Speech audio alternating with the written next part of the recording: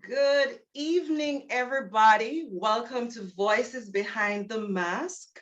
I know that it has been a while, and we closed out season 2 in June of last year, and we have been getting a lot of calls, a lot of queries, and so by popular demand, we are back, and I am none other than your host, Alicia Foot. Name change. All right. So I know that there are a number of persons who are coming on for the first time. And so you're wondering about Voices Behind the Mask. So, what is Voices Behind the Mask? Voices Behind the Mask is a talk show. And when you come on this platform, we unmask real people with real stories that are intended to impact and transform your life, my life. This evening, we have a very special guest with us, and her name is Britney Hawkins, and she lives in South Carolina. So I'm going to tell you a little about Britney. All right.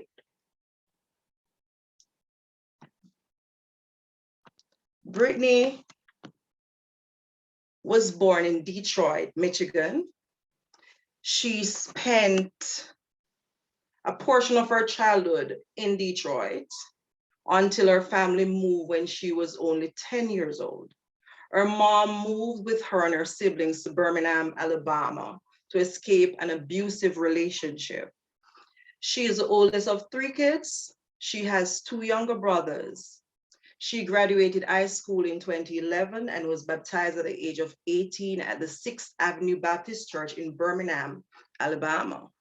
She relocated with her firstborn to South Carolina when she was only 22, and she worked as a housekeeper at that time and a part-time cashier.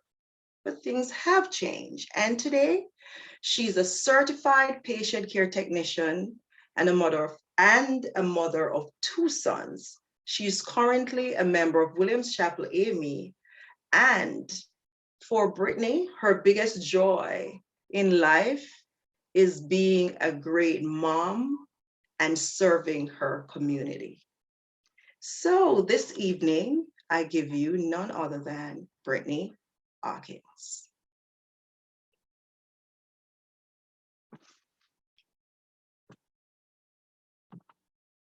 So I'm going to ask the tech team to turn Britney's camera on so we can get the show rolling. Because I know you're all wondering, what is this story about? But you know that we always bring individuals who have, gone through varying situations that would have broken anybody, but they continue to, they overcome and they stand tall. All right, so I'm waiting on the camera to come on, then we can get the show on the road.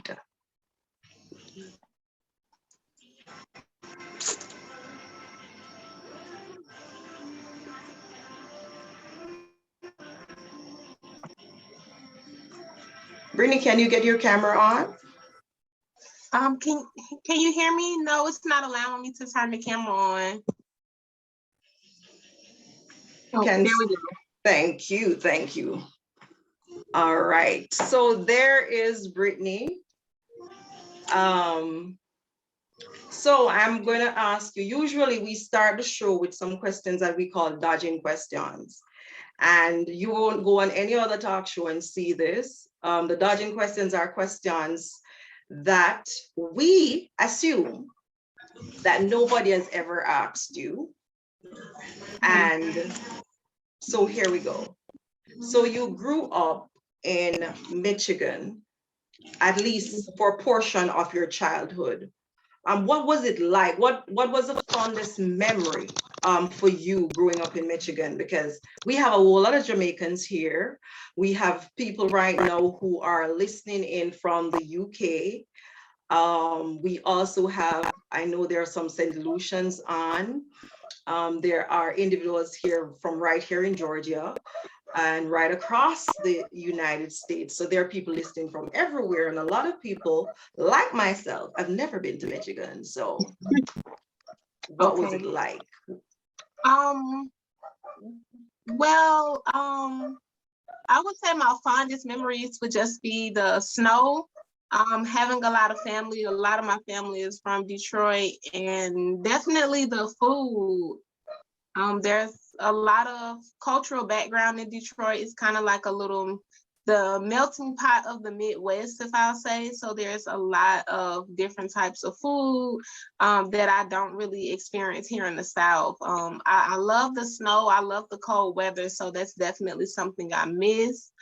But I would say it's really fast. If anybody's ever been to New York, Chicago, any of those places, it's kind of the same deal. Very fast paced, big city, industrial, not really the best place to raise kids, honestly. So I do miss things about it, but I wouldn't say it's a place I want to move back to. I'm a Southern girl now. I love it. All right, so you've been here long enough, so you like it here. You mentioned something about food. What types of food? Oh my goodness. One of my favorites, corned beef sandwiches. If I could get my hands on a corned beef sandwich from Detroit right now, I'd be in heaven.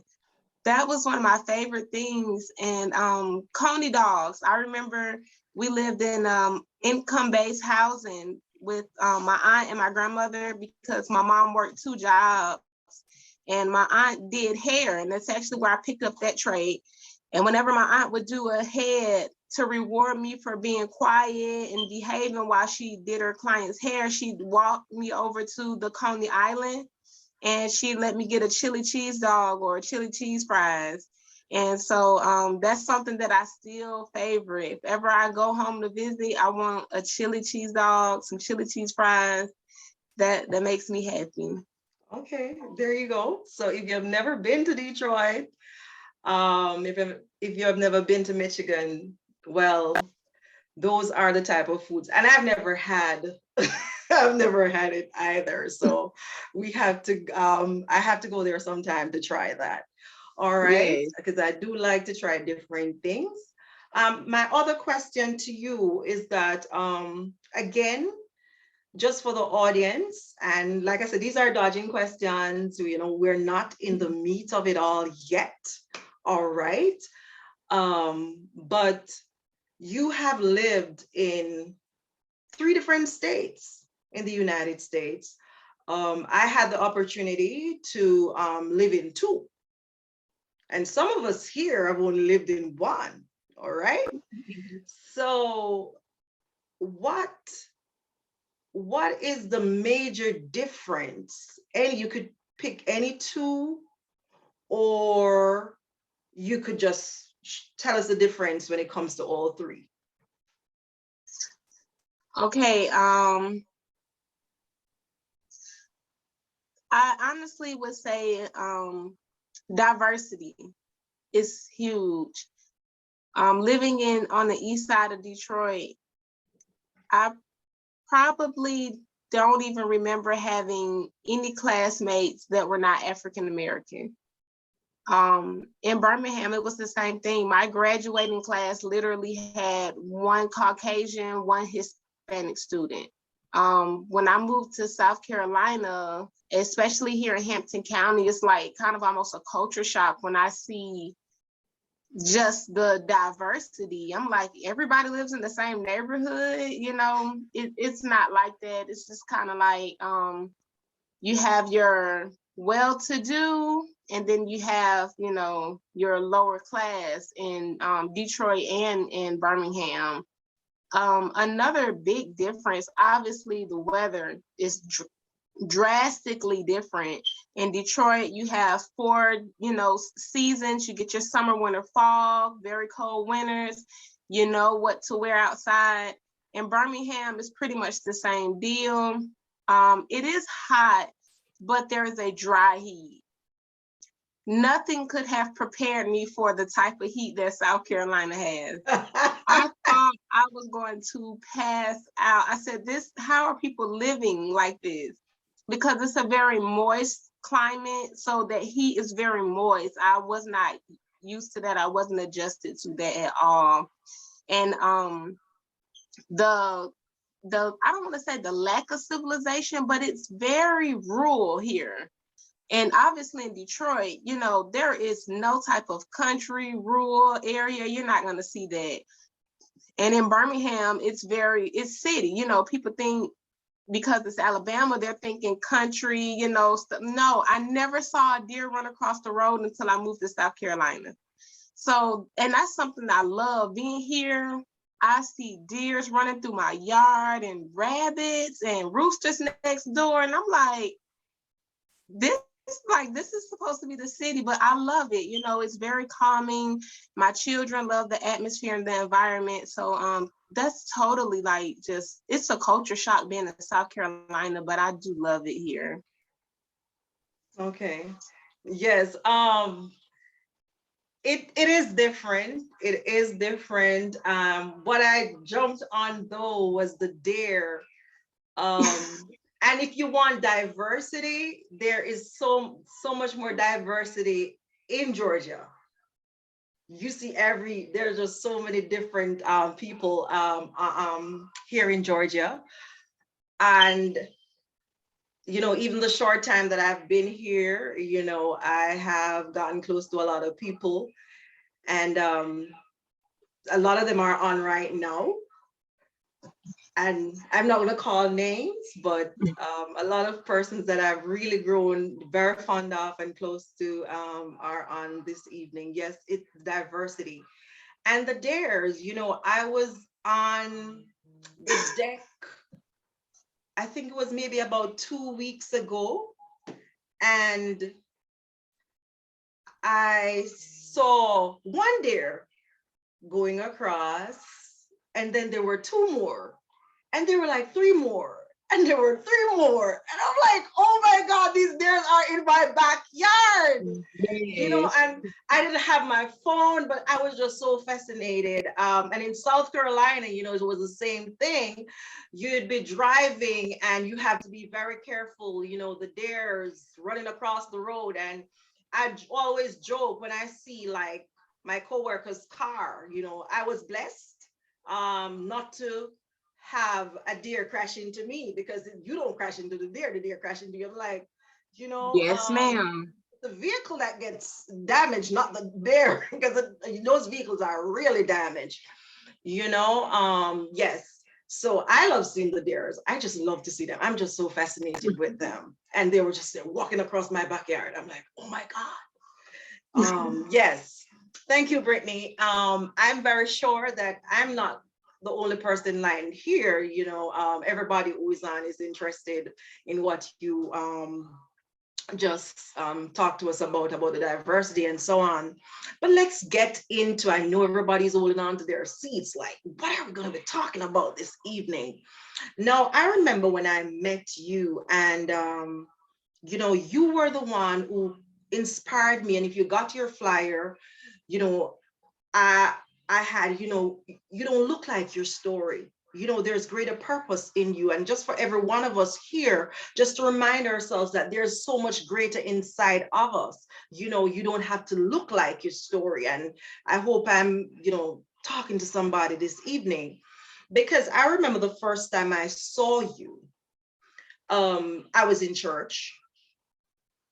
You were sitting at the back of the church, you were visiting. And I remember you were wearing a hair, you know. I was interested, I like changing my hairstyle. So yes, and I walked over to you because I'm saying, this, you look around and this pretty lady sitting at the back, nice hairstyle and everything. And this is not for the Jamaicans, and I'm going on Jamaican now.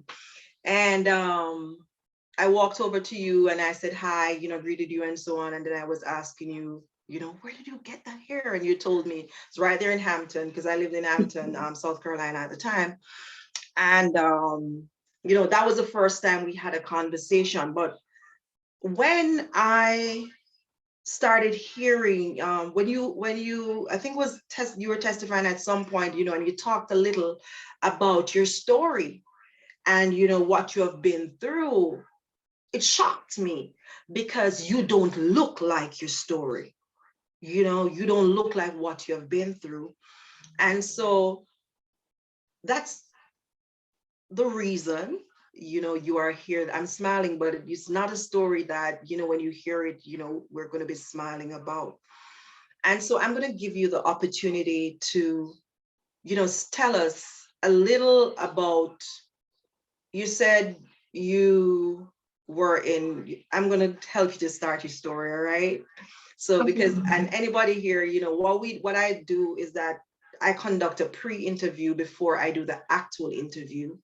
And so in that pre-interview, you mentioned that you were actually attending college in South Carolina, in Columbia, right?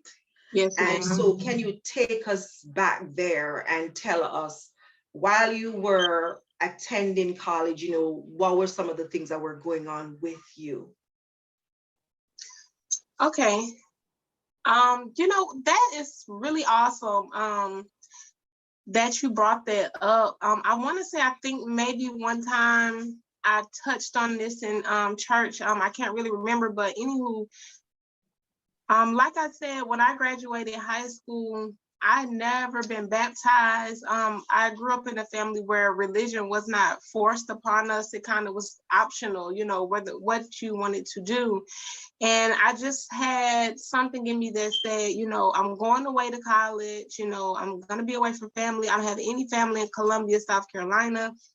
I probably need to go ahead and get baptized so that way God will protect me because I'm going to be away from my family. And so I did that. I dedicated myself to Christ.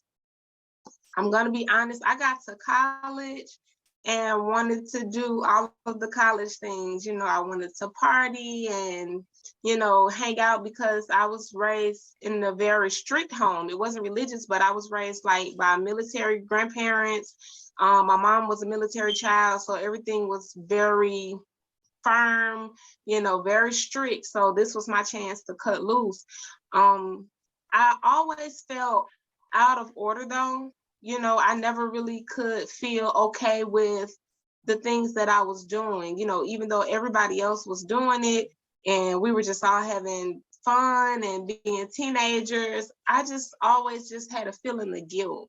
I remember one day, and this is literally probably maybe the summer before I ended up dropping out and going into what we're going to talk about today. I don't want to give things away, but so a young man by the name of Sterling, I can't remember his last name. He was studying to be a minister. He was in school for theology.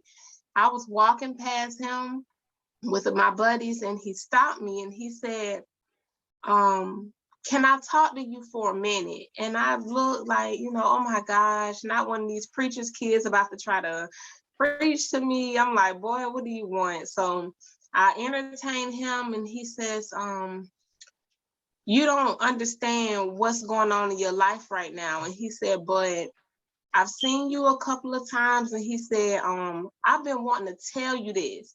And he looked me dead in the eye and he opened his mouth to say something. And he said, God said, not yet. It's not time for you to hear this yet.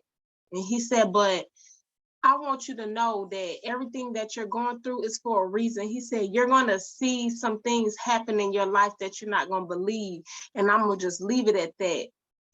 And it kind of bothered me because he was very serious, the conviction in his voice. Like, it wasn't just like somebody, just telling you something.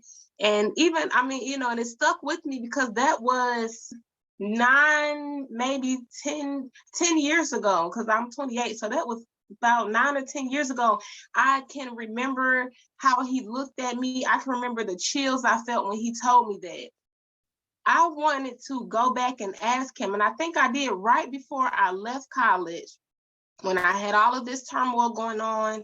At one point, I was homeless because I didn't have enough financial aid to pay for room and board. I only had enough financial aid to pay for my classes.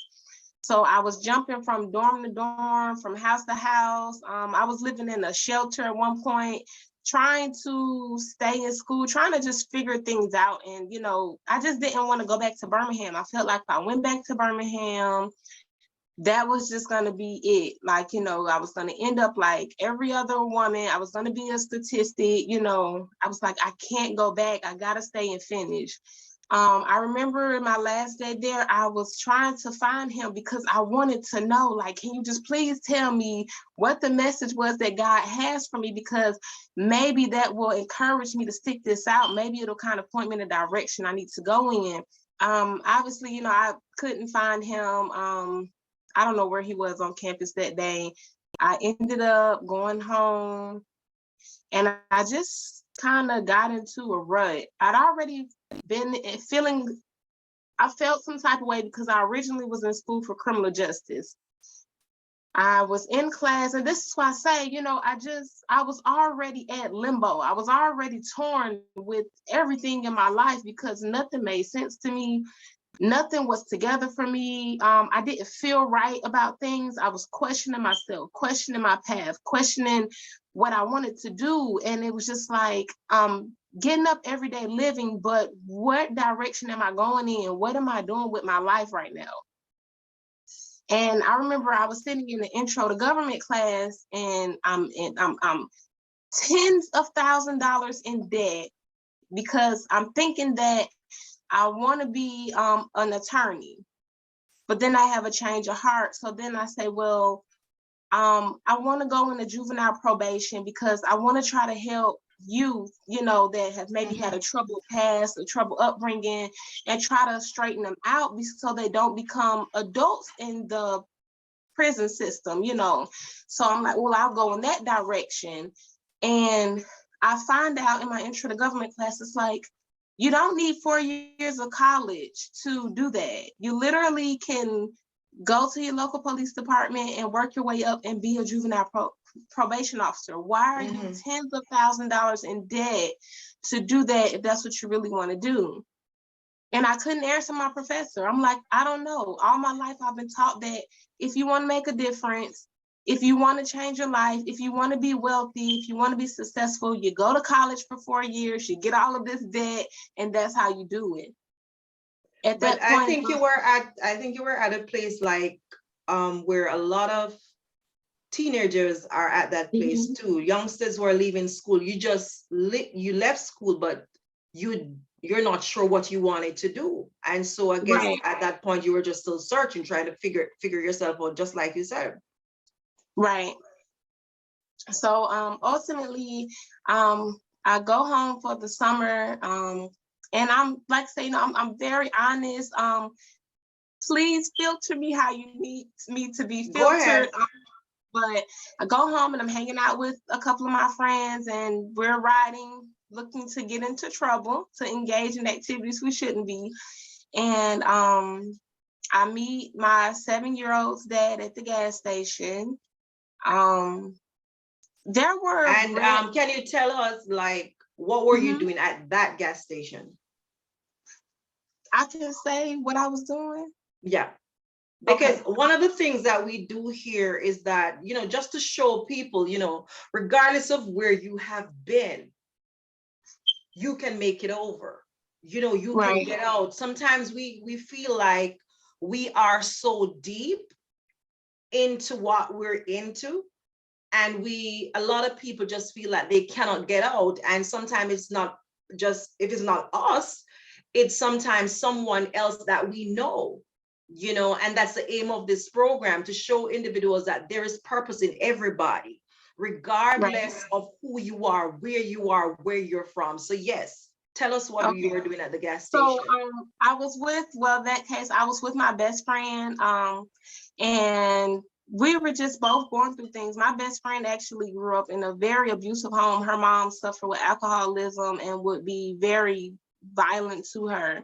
So we would normally just kind of share our experiences with one another. We were basically trauma bonding. That was the, basis of our friendship. So we go to this gas station on the Bessemer Superhighway. It was a Chevron, and we're looking for marijuana so that we can smoke marijuana and I guess kind of cope with what we were going through. I was trying to buy the marijuana from my 7-year-old's dad at the time, and that's literally how we met. So he was quote unquote a drug dealer. No, he was or a dealer. He sells the pot. middleman. He was the middleman. He's not the dealer, he's the middleman. Okay. Yeah. But that's neither here nor there. But he was able to get it for us and supply that. He did engage in the smoking with us, and we were just hanging out. Up until that point, I probably had one boyfriend when I was like 16 years old. Very short-lived relationship. Because like I said, I grew up in a very strict home, so I couldn't come and go as I pleased. I was expected to dress a certain way and carry myself a certain way, and that was not typically what was going on, when I was in high school. When I was in high school, girls had makeup and long weave and, bodies that looked very mature, and I didn't have that. I was a very heavy set girl. My mother still dressed me in little sweater vests and shirts buttoned up to the top. And I wasn't allowed to wear long hair weave. It had to be about, shoulder length, nothing too much. So anywho, I just didn't really have a lot of confidence. I really didn't stand out to any guys. So now here I am, 18, 19 years old, I think, 19 or 20, if I'm not mistaken. I'm sorry, but I've lost some weight. I've developed my own fashion sense because I'm in college now, making money so I can buy my own clothes. And this guy, very handsome, very, very handsome fella, smiling and giving me all of this attention that I've never received from a guy, never received that from my father because he wasn't in my life. So I am just pouring out and just, like, oh, this is the man of my dreams. I'm just so happy. And there were so many red flags right from the beginning. I mean, there were so many, but I didn't see it. I just saw the feelings. Now, looking back, and you mentioned red flags, so we're going to zero in on that for a little bit. Just looking back, can you just identify one or two of the red flags that if you look back at that time in your life? He started the relationship being very controlling. Immediately he was wanting to know the who, what, when, where, and how. It just wasn't aggressive, but it was a very subtle way of just kind of wanting to already put in some type of control over my life. Also, he expressed feelings that it wasn't normal. And I tell people that, I believe in love at first sight, but nobody should be expressing how madly in love and how they can't live without you within weeks of a relationship because you don't even know that person. There's something mentally wrong with somebody that's doing that. So, and those were literally two of the big things that I should have picked up on. All right. So question. So after that, did you go back to school? What happened? So the relationship started, and did you go back to school? I did. I ended up going back. Like I said, at this point in time, I was staying in a battered women's shelter, which is very ironic because I wasn't battered at the time. It was just the only place that would allow me to stay, and it was close to campus. During that time, being in that shelter, he had wanted to come and visit. So he comes to visit, doesn't want to leave. He's like, I'm not going to leave you here. We were like staying at some hotel, like the weekly rates. And he's like, I want to help you. I don't want to leave you here. Ultimately, it was just about the fact that he wanted to have control. He wanted to know where I was and what I was doing. So long story short, he did work. He did try to help. It seemed like things were going well until I went home for Christmas break or Thanksgiving break. I think it was Thanksgiving break, if I'm not mistaken, and I ended up getting pregnant. It was Christmas break. I'm sorry. I went home for Christmas break, ended up getting pregnant over the break. So when I was getting ready to go back to school at the end of January, I found out I was pregnant. So I didn't even go back. My mom was just pretty much like, if you're not going to terminate the pregnancy, you're going to take a baby back to Columbia with you, because I can't keep the baby. I can't help you with the baby. You're going to have to figure this out. So I didn't even go back to school. I just stayed in Birmingham, and I thought, well, you know, it's about to be coming back from break, so maybe I can just transition and enroll in another school since we're coming enroll back in another school in Alabama. In Birmingham, right. Mm-hmm. I went to try to enroll in Miles College, but because I had a balance at Benedict, I owed them so much money that they would not release my transcript. So that was not an option. So then I said, okay, well, plan B, maybe this is for the best. I'm not going to terminate the pregnancy. I said, well, I'll work. You know, the baby's due in November. I'll work, save money, figure some stuff out. By the time I have the baby, you know, tax time will roll around, and I could take all of my tax money and pay the balance that I owe, get my transcript, and I'll be back in school by next August, and I can figure things out. And it didn't go that way. All right. So tell us a little more about your mother's reaction and her actions, you know, after with the whole pregnancy situation. She was furious. My mom was already furious about the relationship. She had told me from the first time that she met him, she was like, he's not good for you. He's not going to be good for you. I remember her specifically telling me, she was like, Britney, she was like, I know that you think you got it figured out. And she was like, but the devil was one of the prettiest angels in heaven.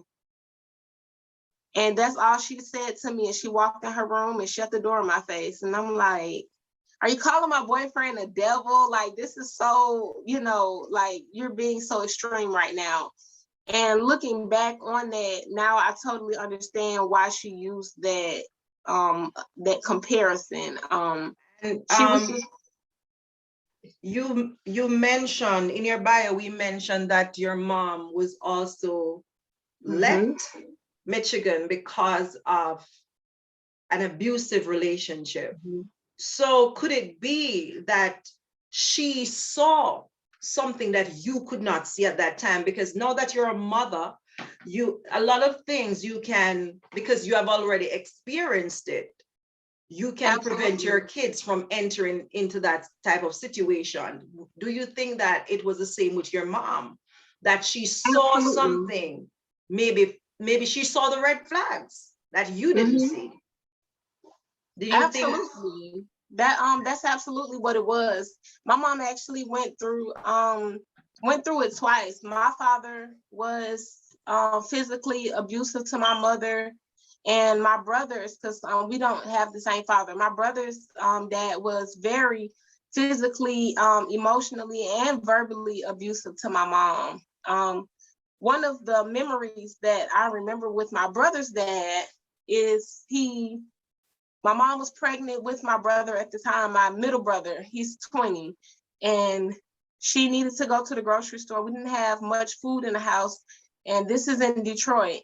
I remember they had a disagreement, and he told my mom if she needed to go to the store that she had better walk.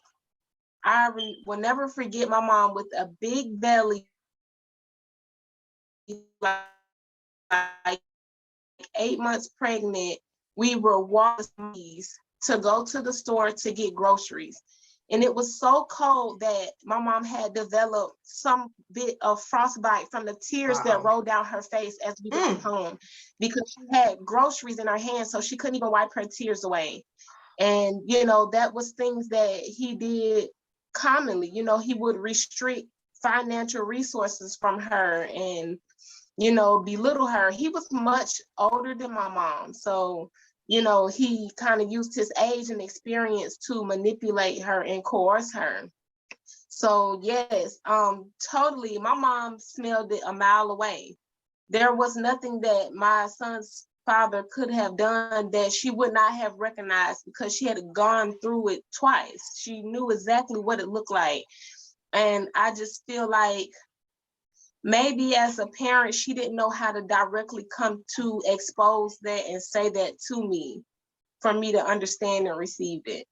But maybe too, it was hard for her because a Right. lot of times, because of that traumatic experience, it's difficult for you to actually express yourself, and so she tried to um, protect you, I think, maybe in the best way she knew how, to tell you that, okay, don't go down that road, but you did. And so, tell us, as you went down that road, how did you went down the road, your mother stopped you, but you decided, okay, I'm going down that road. So tell us a little about that journey.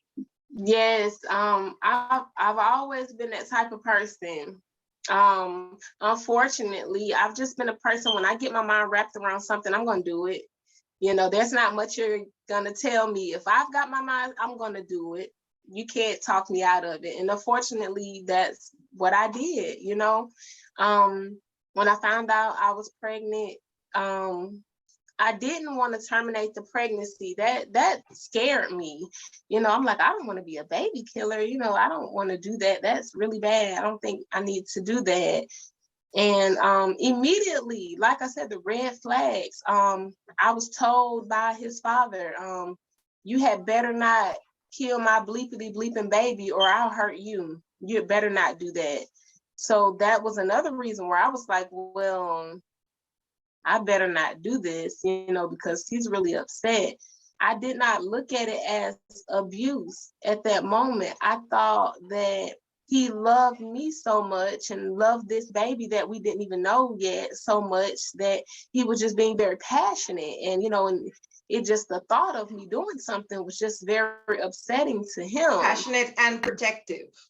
So you thought And that maybe he protective, was just yeah. being protective. Mm-hmm. Right. Right, exactly. You know, I didn't know. I didn't have much experience with relationships. I didn't get to see a positive relationship, you know, in my life. So I'm thinking, you know, this is okay. It just really didn't dawn on me yet that no, it's not okay. My mom, like I said, was very, very, very disappointed and very, very furious. I think if she could have probably killed me and gotten away with it, she would have at that moment, because I've never experienced my mom that angry and disappointed with me ever. I've always been the pretty much the good child. I've snuck and done some things, but nothing too extreme. You know, I've never skipped school, never been suspended from school, never had detention, because I just always feared my mom. I always feared my granddad, you know, what would be the consequence. So for me to do this, it was just like, you I know, think she was more hurt, and her yeah, hurt came out in anger. yes, Mhm. absolutely. My mom literally told me, you know, she was like, you're ruining your life. You know, she was like, I sacrificed so much and I've tried to be so very open and honest with you about life because I don't want this for you. I don't want this life for you. Mhm. And so for her, it was just like, I feel like it was more so her because she felt like she couldn't save me from the inevitable. She felt like my daughter's going to have to suffer the things that I've gone through and I can't save her. You can't do And anything so, about it. Mhm. yeah, that's definitely what it was. You eventually moved in with your first son's dad. I didn't have how a did choice. how did it get to this point? Or why I did it didn't get to this point? I did not have a choice to move in with him. I didn't have anywhere else to go. My mom literally packed all of my stuff up in totes and bins and whatever else she can find to politely, and she didn't throw it out. She took her time and packed all of my belongings up and placed them on the porch. And I was instructed to come and get my things off of the porch and to not even touch the door. I was already told, don't you even knock on this door. You come get your stuff and you go. And at that point, I didn't have anywhere else to go. The majority of the family I was close to was all the way in Detroit. So the only option I had was to go and stay with his dad. All right, so tell us about that living arrangement. How did that go? A culture shock. It was a culture shock because everybody always says, like, my family is crazy, like my family is dysfunctional. And it's like, you don't realize how much your family has it together until you go around somebody else's family that has a little bit more stuff going on. And I'm not saying that to judge, because we all, have our problems, family problems, but it was a culture shock. Immediately red flag again. His mom, I was there with him and his mom and his two sisters. Him and his mom fought like husband and wife. I mean, they fist fought. Him and his mom tore the house down. I mean, they would tear the roof off the house fighting, cuss one another, and 30 minutes to an hour later, they'd be back talking like nothing was going on. Nothing was going on. And so it was a very toxic, volatile environment to be in. Immediately, the abuse started. And it started very subtle with just maybe grabbing my arm or maybe pushing me, open threats, things like that. I'd already kind of started feeling like I've made a horrible decision. But at this point, like I said, my family had pretty much shunned me away. And I had no money and no, knowledge of where to go in Detroit if I did, like who would take me in there if I went there, So he was all you had. Right. Basically, that was the only place I had to go where I knew I could stay. So I'd already started having feelings that, yeah, I've made a terrible mistake, but I'm in it now. I'm on this journey, so I gotta go through it and figure things out. And all of this was while you were pregnant. Yes.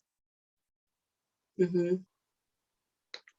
All right. Now, all of us, or the hope is that, most of us, when we go through stuff, regardless, whether it be abuse or anything else, we get to a point where we say, this is what broke the camel's back. For you, as you went through, when did you realize that, yes, it started mild, but at what point did you realize that, it started escalating? What started happening? I would say, like I said, I already had felt like something's not right.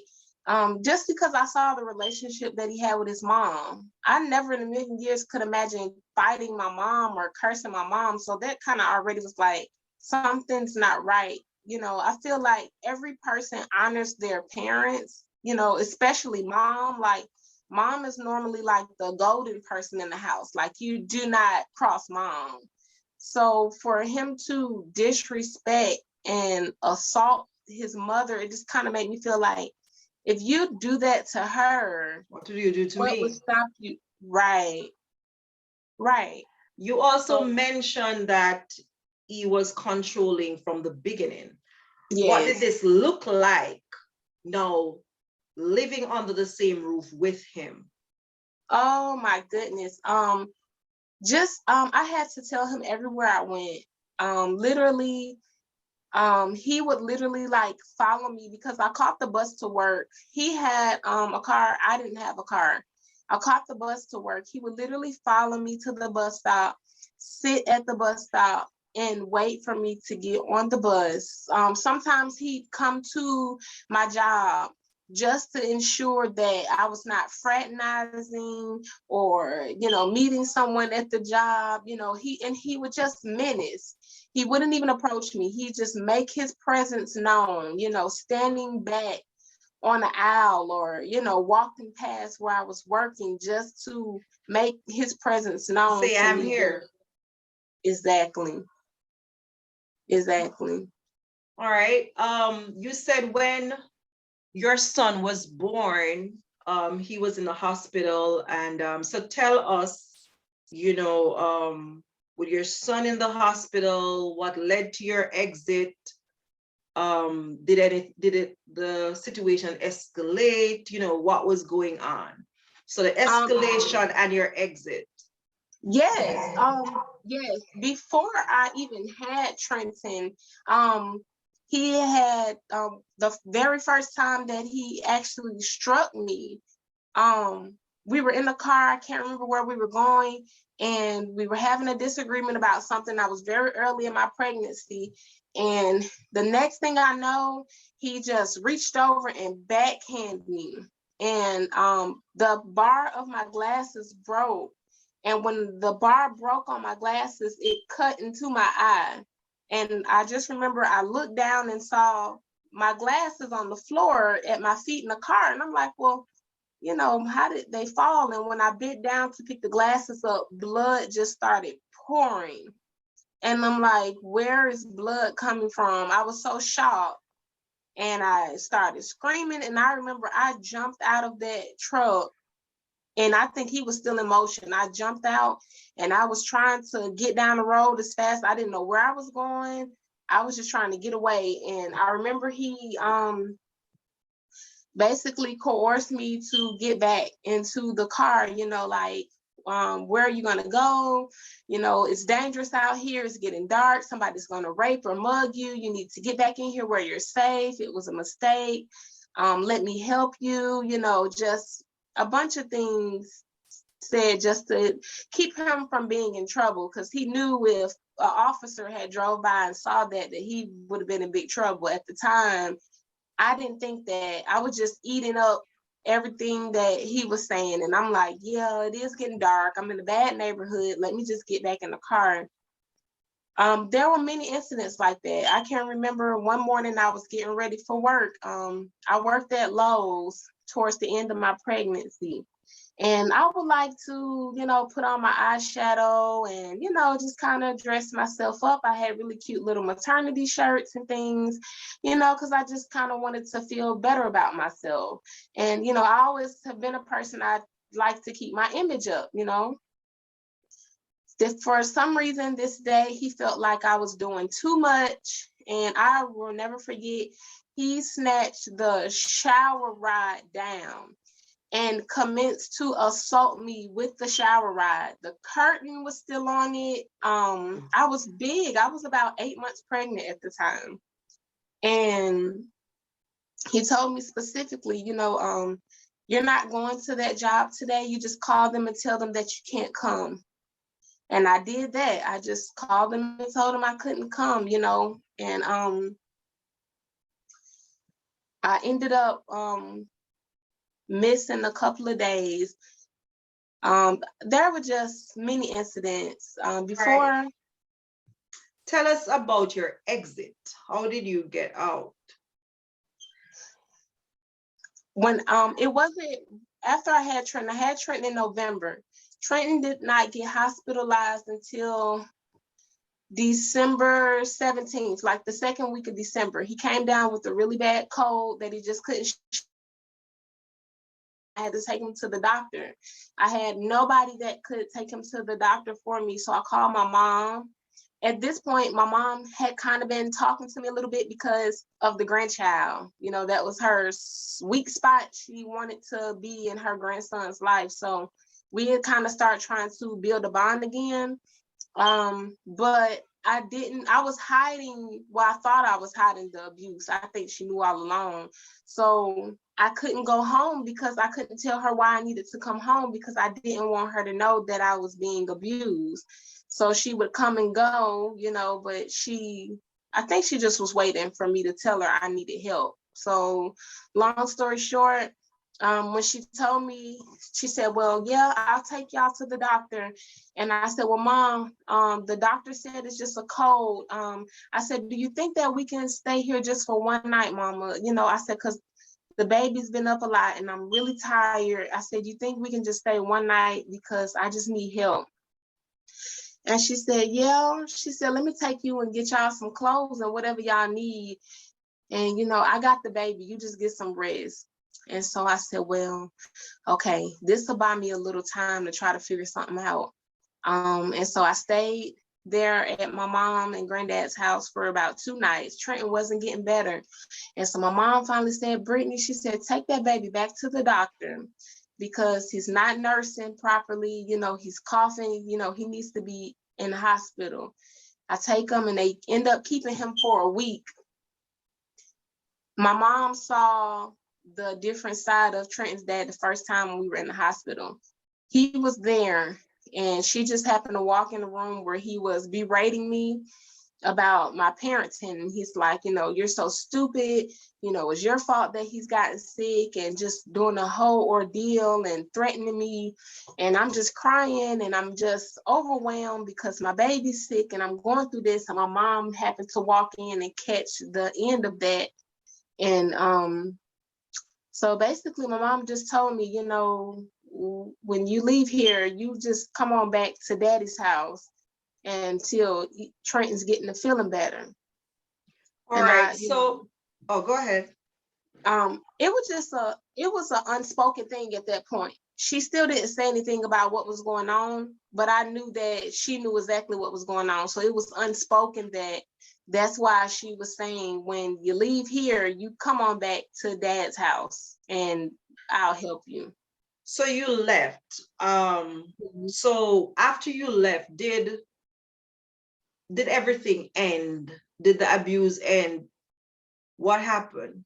No, ma'am. It got way worse because he basically was expecting for us to come back to his mom's house, and he came back to an empty room. The only thing that I left was the crib because we didn't have a way to bring it. Everything else I had packed in my mom's van and taken to my grandfather's house, and he didn't even know it. So he immediately started stalking, menacing, harassing. At this point in time, I was working at a hospital doing housekeeping. He would assault me in the parking deck, hide in the parking deck, assault me in the parking deck. I would go to work many times, busted lip, black eyes, just terribly beat up and having to work. So it wasn't even just the physical abuse, it was the shame and the humiliation and the emotional abuse that went along with it. Just happened to bear those scars because a lot of people don't understand, like they don't get it. They just think, oh, well, you're just weak, you're being stupid, you're letting somebody hit you. It's not you allowing somebody to do something to you, but when you're overpowered and you lack the help and resources to help you with situations like that, it's not that you're allowing it, it's that you don't have a choice. You're at the will and mercy of somebody that's bigger and stronger than you. So you're just trying to figure your way out of it. So, all right. Tell us about that incident at his mother's house that led to the major pivot in your life. Yes. So like I said, it just got worse. I had tried to do restraining orders. I had pressed charges multiple times. I wasn't getting any help. So at this point, I had cut off all contact with him completely. I would have the police to escort me home from work. I would have the security at my job to sit in the parking deck. They would have to come to the daycare just so I could pick Trenton up from daycare. Long story short, it was Father's Day and he wanted to see Trenton. And I explained to him that he was not supposed to be contacting me. And so his mom contacted me and said, well, if you can bring Trenton tomorrow, I know you've got to work today, it's too late notice, then I'll get Trenton and I'll bring him back, and he will not be anywhere in sight. So I said, well, okay, I'm trusting that as a mom you know, she was going to honor her word.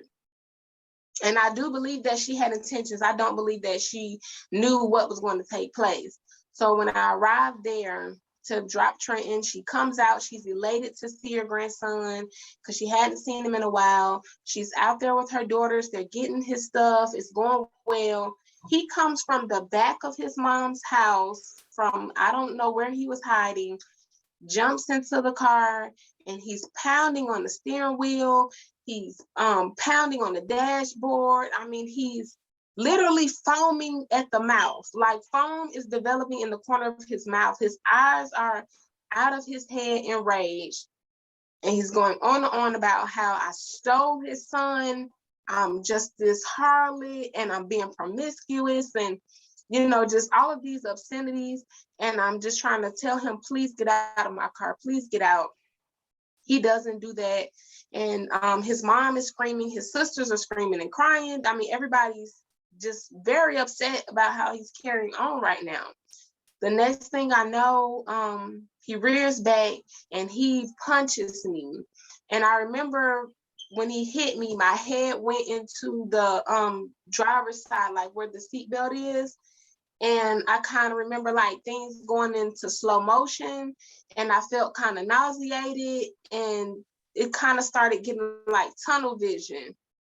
And that went on for about maybe 7 seconds. It felt like a really long time, but I do remember blacking out just for a short amount of time. I could still hear, I could hear the commotion. I could hear his mom screaming, why did you hit her? Why did you hit her? What did you do? And when I came back to, I was so afraid and just kind of shocked. I grabbed them from grabbing the car seat out the back and I just was like, give me my baby. I got to get out of here. And I just pulled off. He was out. He had run out of the car at this point in time. I guess he was afraid. I pull off. The doors open. I'm just holding on to my son's car seat and I get down the road to contact emergency services. I contact the police. They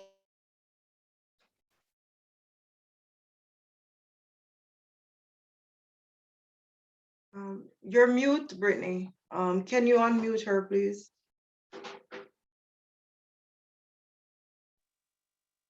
Okay, go ahead. Okay, I'm sorry about that. Somebody's trying to call. I'm sorry. When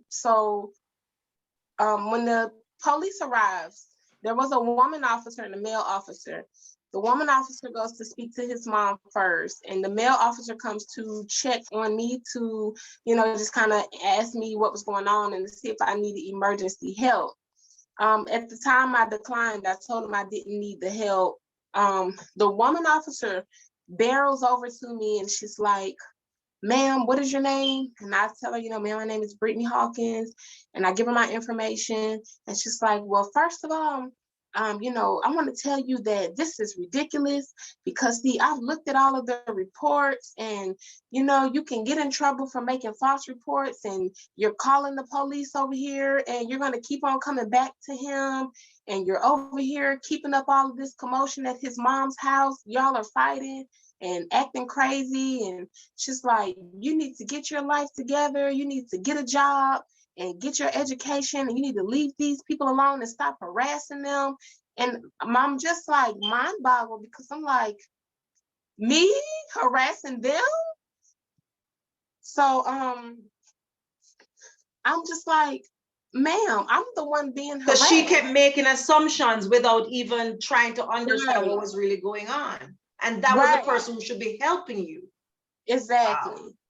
Right. So she then went on to inform me that if this continues, she said, you know, this is considered child endangerment and we can take your baby. The state will take that baby from you if you can't protect that baby and you keep on having this stuff going on. And I'm just like, I said, ma'am, and I'm irate at this point because I've been, you know, pretty much placed in a setup almost. You know, I'm thinking I'm coming to do a smooth transaction to try to co-parent with his mom, and I'll get sabotaged. And now I'm being accused of doing all of these things. You're abused and now accused by the police. Right.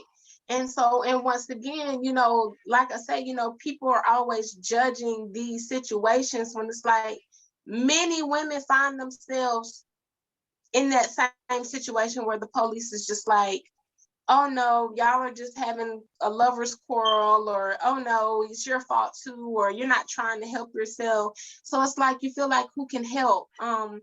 Long story short, that woman told me that, like, you know, we can take your son if he continues to do this. It's like, well, if y'all aren't trying to help me to stop him, you're not arresting him, you're not looking for him when I press charges, what else am I supposed to do? I just had that on my mind all day. So my aunt ends up keeping my son. I get to work, I go on my lunch break, and I went to rallies. I think y'all call it checkers. And I had some coupons. So I went and got a burger and some Rally's fries. I tried to bite down on the fry and I was in excruciating pain. I said, something's wrong.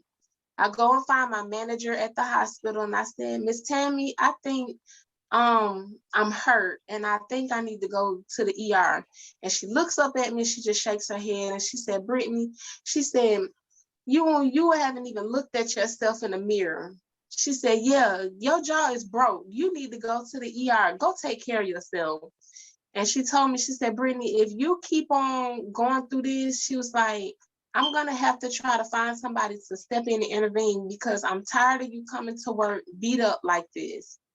And I just, you know, I told her I understand, you know, I'm trying to figure things out. And, you know, she just told me to go ahead and clock out and go to the ER, which was literally like right next door because I worked at UAB, which is a major medical facility in Birmingham. So I go to the ER. As soon as I walk in there, they're like, ma'am, what happened? Like they're thinking I've been robbed, raped, mugged, you know, because I didn't realize how my jaw had swollen. I didn't realize the bruising. I didn't even know. I hadn't even looked at myself since the incident happened. They did the x-rays and it was fractured. It wasn't broken, but it was fractured to the point where it wouldn't heal on its own. So they had to put me to sleep. They had to break the jaw and reset it and then wire my mouth shut so that it would heal. Once again, I pressed charges. They did not even attempt to arrest him. They didn't even follow up. They followed up a year later. That was after my aunt. My aunt found out about the incident with my jaw, and she came from South Carolina. I went and took a tote of clothes, a case of diapers, and I just left. I said, you know, if I don't do this, they're gonna take my son or I'm gonna die. Like that kind of is like I felt like that was it. There was no silver lining in the dark cloud. It was either he was gonna beat me to death and I leave my son in the world by himself, or the state was gonna take my baby from me because I couldn't protect us. So you just we grabbed let some clothes and some diapers and that was it. Yeah. And so that was when you moved to South Carolina. Mm-hmm. When you came to South Carolina, how did you start, you know, getting things back, getting your life back together? You know, what was the major, you know, you and I spoke and you know, you told me, but you know, the audience I think really needs to know. So you basically, like we'd say, you know, overnight just ran out, just left, right? So Mm-hmm. how did you start? What did you do to just get things back in order, get your life back in order? And what really helped you? Just when I first got here, like I said, I didn't have a relationship with God yet. One thing I did have a relationship was hard work. I'd always believed that if I worked hard enough, I could fix anything that was going on in my life. I buried myself in work. I knew that if I worked hard enough and I had enough money that, you know, I can provide and I can start a new life. And that's ultimately what I did. I buried myself in work. That provided me like a fresh start because nobody knew me in South Carolina. You know, nobody knew my story. Nobody knew my background. I can go and hide the things that I had gone through and just bury myself in work. And so for a while, that's what worked for me. Up until recently, a few years ago, Hold when a I minute, did. Brittany. Just let me know if can just put your hand up if you're hearing. I just got a message that individuals are saying they're not hearing. They can't hear anything. If you're hearing, just raise your hand. Just use the icons to just raise your hand to let us know that you're still hearing what's going on.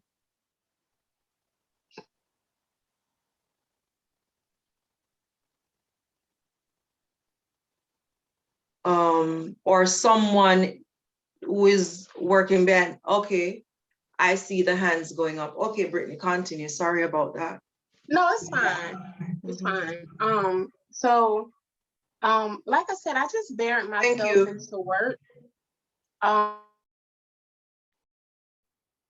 when I moved to Estill, I kind of found myself repeating history, and I really won't go too much into that. Yeah. But I found myself kind of repeating that cycle of being in a volatile relationship with my second son's dad. And I don't know, I just was tired. And it was at a point where it's like burying myself at work didn't fix it anymore. I carried it everywhere I went. And I literally remember telling God, and I know we always do this, we bargain with God. It's like we try to deal or no deal. But I said, God, I just need you. Something has got to give. I'm hurting myself so bad, and I'm tired of hurting myself because I want to be loved and I want to be treated right, and I want the wounds to heal. I want this hurt to heal so bad, but it seems like I'm just making it worse, and I just need help. I don't want to keep putting myself through this. And so I found myself at Williams Chapel, found myself developing a relationship with God. I recently, about maybe a year ago, maybe not even a whole year, I went through therapy for domestic violence. I actually ended up going through that because I had a false allegation of child abuse put on me. That's another story for another day. But anywho, during that process, I was referred to this Hopeful Horizons to do the counseling. And it was the best thing I ever could have done. Next to developing a relationship with God, it was the best thing because it really helped me to identify the signs of abuse.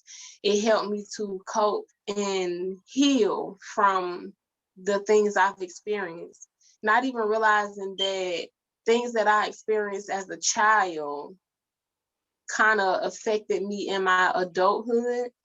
And people don't know that. The reason that abusers pick certain people is because they can see it, they can smell it. There's something that stands out about you that lets them know that you're an easy target. It's like prey. So healing from that childhood trauma, recognizing my traumas and, my shortcomings allowed me to strengthen myself and protect myself. It also educated me on the different forms of abuse. I was not aware that financial restriction was abuse. If you're with someone and they tell you, you're only going to use my credit card because I need to know what you're spending money on at all times. Yeah. That's financial abuse. And I am learning controlling. too, because I never saw that as as abuse. So Yes. so Yes. you would, so for anyone here who has ever been in that situation or who is still going through that situation, you would tell them that one of the major things that you have to do is to get counseling. And just like you said, it's the best thing for you. And it doesn't have to be abuse, but I strongly believe also that whatever you go through, it is important that you get counseling. It's important that you get counseling. A lot of people shy away from counseling, and we do have a bunch of men right now watching, And I think males, I don't know the reason, but males tend to shun, counseling. They don't want to go to counseling. But I do agree with you, counseling is important. You spoke, just in we're wrapping up. We're getting there. We're getting there. Not that anybody, because everybody's just sitting in the room. I'm just, letting you know. Um, you also talked about the fact that your relationship with God, like I met you at Williams Chapel because Williams Chapel was the church that I attended. And how did the church and the relationship with the members of the church and so on, how did that help you, to cope? How did that help you to climb above, your situation that you were coming out of? Um, honestly, I would say, if I could just be very honest, I didn't really connect. Well, I still haven't connected with a lot of our members, and that's totally fine. Everybody's not gonna connect the same, but the members that I did connect with, you, Sister Nisi, Miss Glenn, who is my landlord, she helped me out of my second situation. So, but the thing that I will say how it helped me is because I see how raw and imperfect you are. But I also see how you're devoted to Christ. I see how God is moving in you all. I see your connection and how close you are to God. And it's like these people that have a sense of humor, that joke and cut up and fall short, that, they make mistakes just like I do, and they are being used by God. They have a relationship. God wants them and he loves them, and I can see it in them. And so it made me feel like, well, maybe he wants me too. Maybe I can have that too. So I strive for that, and I continue to do that. So, and I think what you're really saying in a nutshell, and what all of us need to know is that God does not use the perfect. You don't have to be perfect to come to God. God uses people who are broken. Those are the people, because you have to have a story. You have to understand you cannot help anybody else. And one of the things you said is that, community work is something that is dear to you. And so you cannot help anybody if you don't understand what they have been through, even if it's not the exact situation. It's not identical to what you have been through, but you can't help anybody if you have not been through something yourself. Mm-hmm. So it's having a story, and I call it a story because it at some point you put it behind you. It becomes your story. It becomes, we talk about history, his story, her story. That's what history is, and everybody has a history. And so one last question, Brittany. There are people there are a number of individuals right now watching, and people who have suffered abuse. I'm very sure that individuals are here who have suffered some kind of abuse. It might not have been, the physical abuse. Like the last situation for you, you were not even in a relationship with this person anymore, but you got your jaw broken, Right. and to the to the point where you were abused, to the point where you were so dazed, you were like you didn't even know what was going on with your own physical body. You didn't even realize. Most person get a broken jaw, they're like, oh my God, something is going on, but you didn't even recognize, what was going on with you. What advice would you give to, it doesn't matter the age, because everybody goes through something. So you have individuals who are young, individuals who are old, who are going through abuse. What advice would you give to someone who is right now in an abusive situation? I have two questions. I'm sorry, I have another one. Okay. Someone who's going through an abusive situation, what's the main advice you'd give to them at this point? As for help, that's the biggest thing. I feel like a lot of people stay trapped in abusive relationships because they don't know where or who to ask for help from. When family doesn't help or law enforcement doesn't help, they give up and they stay in those situations. But don't stop. If you have to go to your DSS building, your welfare office, if you have to go to your child's guidance counselor, if you have to go to the human resources officer at your job, do not be embarrassed to ask for help wherever help can come from.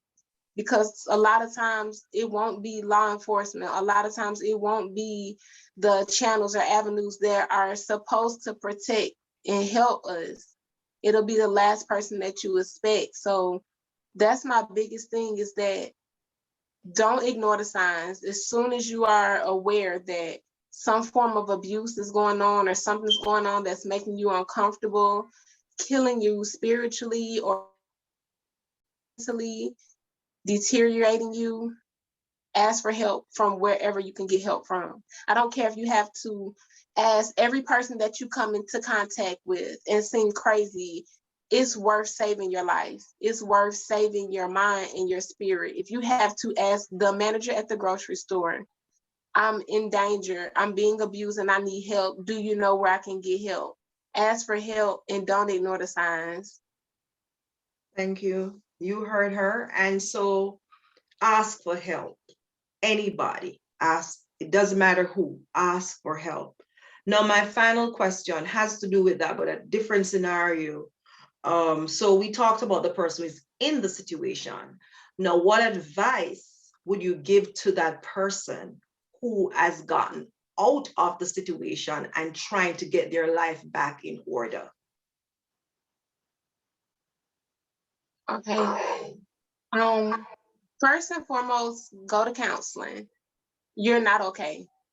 You feel like because you survived that you're okay. You're not okay. You are battered.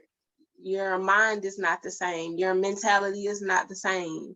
You're not even the same person. You have experienced something that has traumatized you and has altered your way of thinking and being. You need counseling. If you don't get counseling, you're going to find yourself in another abusive situation, situation.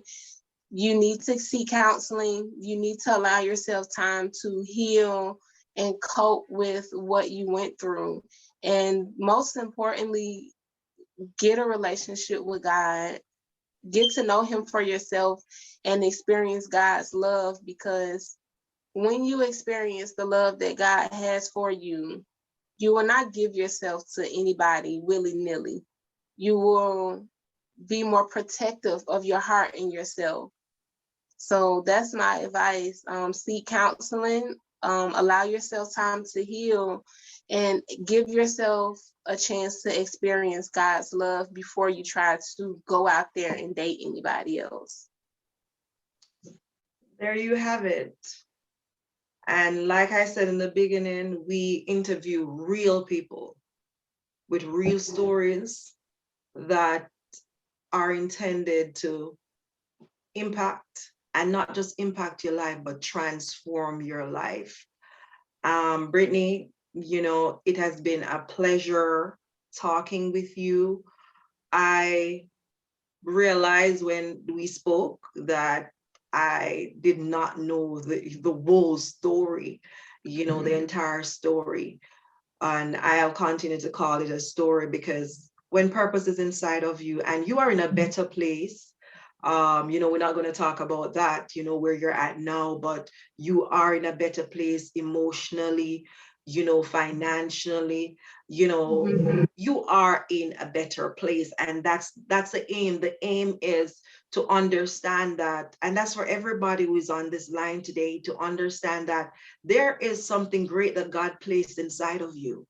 And God placed that inside of you at birth. We were all born with that one thing.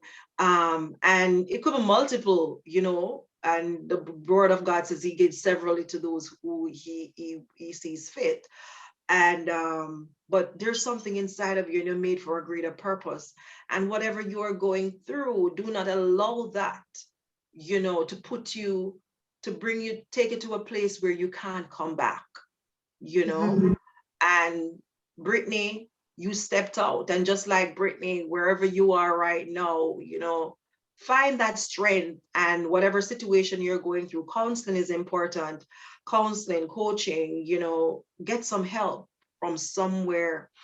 Um, we have a lot of things, you know, this week that is new. And one of the things we have changed on Voices Behind the Mask is that usually at the end we'd ask a bunch of questions, but all of that goes to the VIP room. So if you have subscribed, and if you're here from and you are in Jamaica, we have a special registration for the people in Jamaica. We have a special promotion for the people in Jamaica.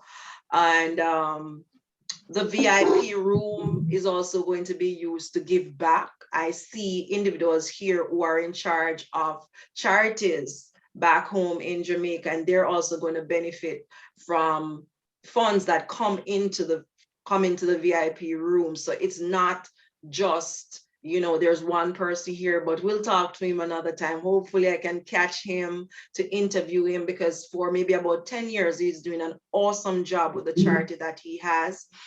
And we have the VIP room, so we're going to talk in the VIP room a little after. And just for 30 minutes, we'll be in the VIP room. So if you have not registered, I did send out all the registration information.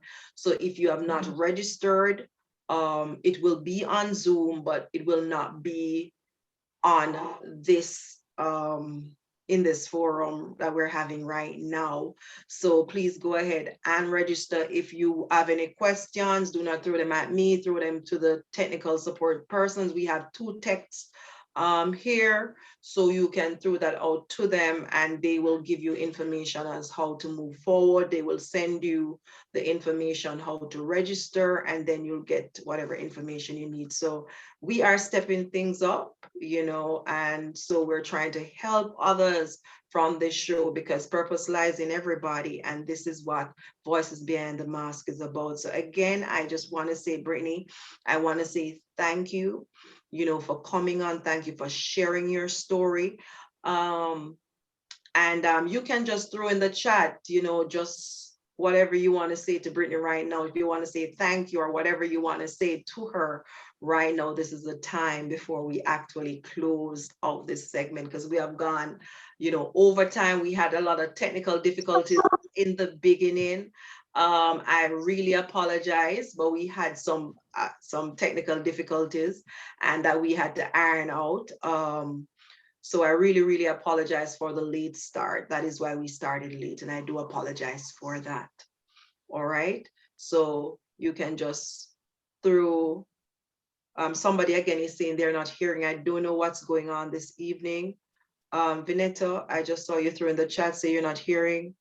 If you're hearing now, let us know.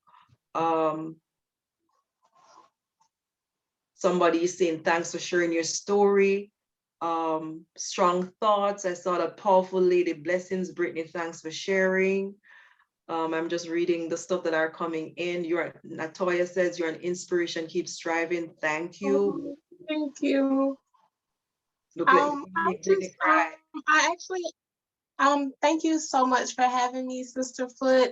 Thank you to everyone that took the time out just to hear my testimony. You know, I'm not anyone famous, or, you know, I'm just another person that's experiencing life and, you know, allowing God to move and do things. So this is my very first time being able to share my story with an audience. So I thank you all so much for the encouragement. Thank you so much for just taking the time to listen. And again, Sister Foot, thank you so much for having me on your platform. I'm just very humble and thankful for the experience.